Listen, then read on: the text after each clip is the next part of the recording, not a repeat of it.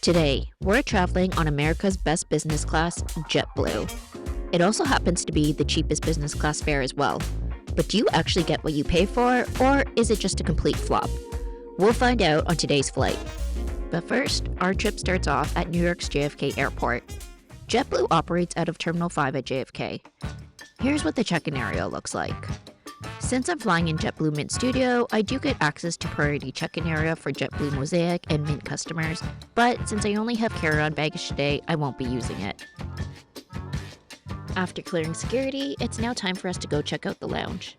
And here it is, everyone, our beautiful JetBlue lounge. All right, so one of the biggest drawbacks about JetBlue currently is that they don't provide lounge access for their Mint customers, which is pretty much unheard of because typically business class passengers would receive some sort of lounge access. Even if an airline doesn't have its own dedicated lounge at an airport, they would at least, contract out a third-party lounge to give the business class passengers some sort of lounge access. However, JetBlue recently just announced that they are planning to open up their own dedicated lounges here at JFK as well as in Boston to start. So I guess I'm just, a year too early, but maybe I can come back a year from now and check out their new lounges. Hopefully, the introduction of their own lounges doesn't mean an increase in prices. But let me know in the comments down below if you'd rather keep prices lower or pay slightly more so that you can have lounge access. Alright, let's go get checked in now. JetBlue Mint customers do get priority boarding. Hi, good morning. Passport ready? Yeah. Perfect. Thank you.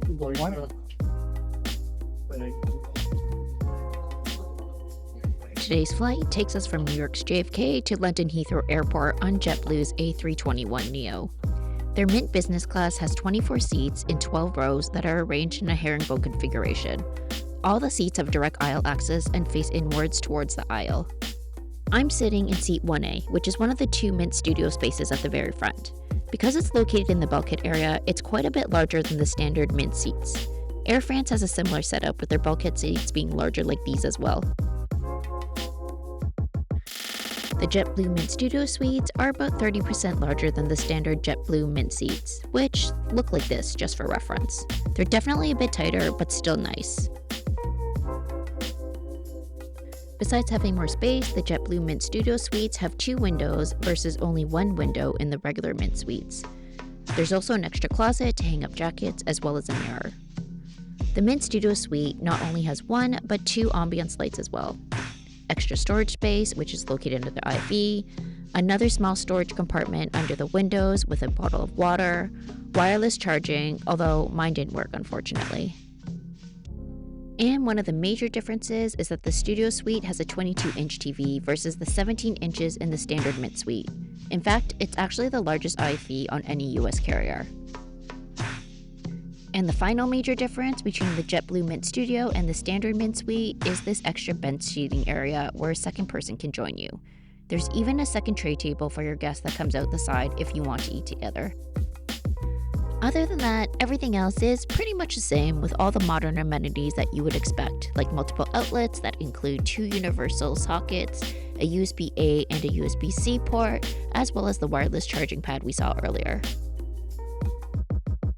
You can, of course, also close the suite door, which is essential for any introvert like myself.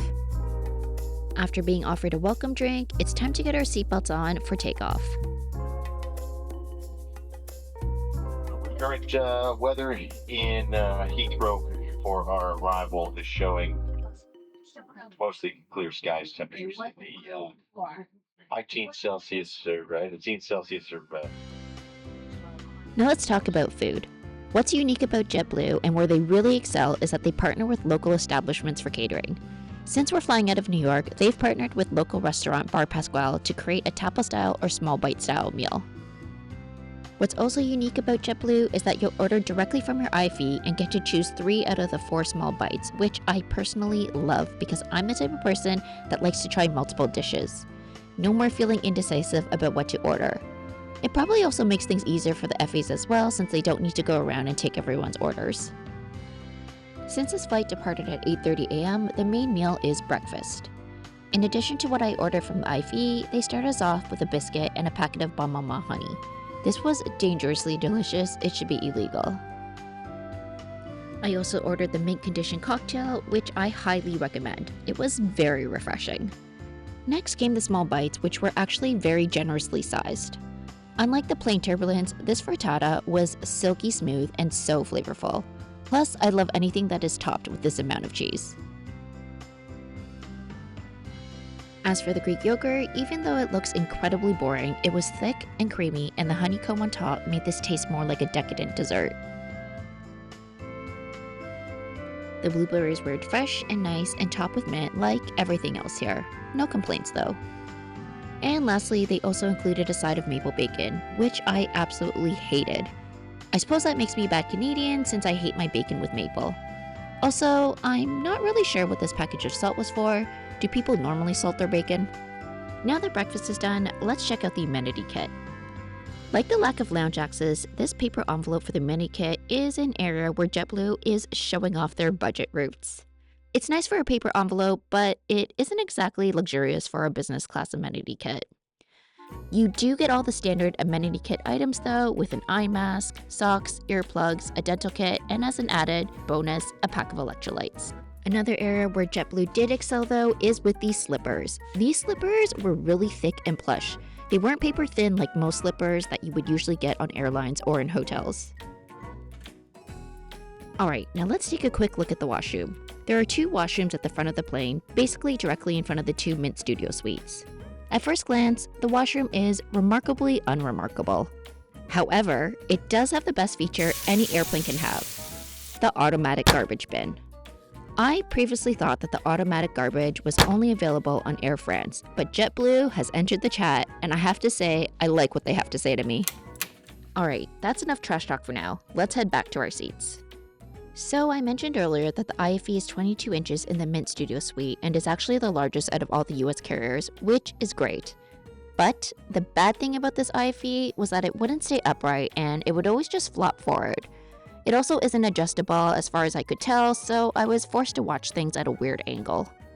But as the saying goes, it's what's on the inside that counts, especially when it comes to IFEs. I liked how JetBlue categorized the types of movies and TV shows they had. Like how they had categories for movies for short flights or long flights. That way, you don't end up watching a movie you can't finish. It's the worst when you don't get to see the ending. There was also a category for full seasons of TV shows, and I did in fact confirm that they did have full seasons. JetBlue also provides complimentary Wi-Fi, but sadly, it didn't seem to work for me for the entire flight. Alright, let's put the seat into lie flat mode now. In addition to having the largest IFE of all US carriers, JetBlue also has the largest seat in the United States as well. There's 77 inches in lie flat mode, and in the Mint Studio, you do get a little extra space to stretch out because of the extra bench seating. There's also a footrest portion that reclines up for added space. As for the bedding, it's by Tuft & Needle, who also provides the memory foam upholstery on the seating. There's also a memory foam pillow and a blanket. The blanket actually has these snap buttons on them, so you can customize how you'd like to wear your blanket using the instructions provided. It's actually really fun to have all these different blanket options. As for the bed itself, even though there's no mattress topper, because it's already upholstered in memory foam, it's still really comfy. And as for the footrest space, your feet will be going into the storage spot a bit, but you should still have plenty of room. Now as for shoulder space goes, if you're blessed enough to be a broad-shouldered NFL running back, you might start to feel a little bit cramped. If you're just a regular average person like I am though, you should be just fine. Besides the nice bedding and the comfy memory foam, the headphones that are provided are really nice. They're by New York company Dynamic and Master. They felt ultra premium, with every inch of them being made of metal and leather, and the noise cancelling was excellent. I would actually consider purchasing these for myself. About an hour before landing, it's time for the pre-arrival meal. I start off with my favorite, a coffee with Baileys. Like the main meal, the pre-arrival meal is served as multiple small bites. There's a panzanella salad topped with chopped mint, and it was absolutely scrumptious. As for the Sicilian square slice, it tasted like a warm and cozy slice of pizza. I loved the mansion of cheese that they topped it with. As an added bonus, they also gave us a pack of chocolate-covered cashews, which I really enjoyed. And as we get ready to land, let's talk about how much all this cost. One way from JFK to London Heathrow in JetBlue Mint costs $2,133. But to sit in the Mint Studio Suite, there is an additional charge of $299, so the total, including the Mint Studio upgrade, was $2,431.30.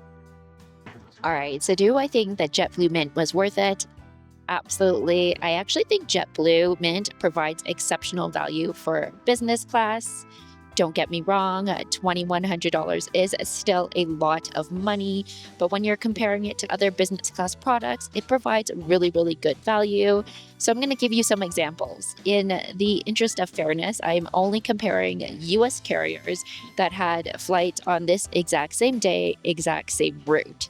So first one, American Airlines, same route, same day, flights within like 10-ish minutes of this flight, $10,000, which is absolutely wild. The audacity, that is 5 times the cost of JetBlue.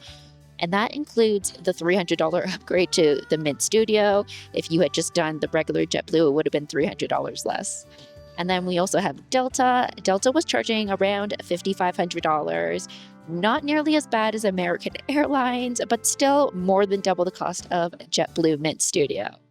So I think that if someone is looking to experience a business class product at a much better value, definitely JetBlue is the way to go. That being said, I personally wouldn't pay the $300 to upgrade to the Mint Studio Suite again, mainly because the Studio Suites being next to the washroom means you often have what I am going to call questionable smells throughout the flight. And reason 2, again, because you're next to the washroom, you often have people waiting outside your suite. And since the seats face inward, you're often forced to make awkward eye contact with people or have people just staring into your seating while they wait in line for the loo. Unless you really value being able to have someone join you in the extra seating in the Mint Studio Suite, I think the standard Mint Suites are perfectly lovely, as is for a transatlantic flight. Anyways, let me know if you think JetBlue is good value or if it's just a fail. And if you haven't subscribed to the channel yet, please do, it really does help.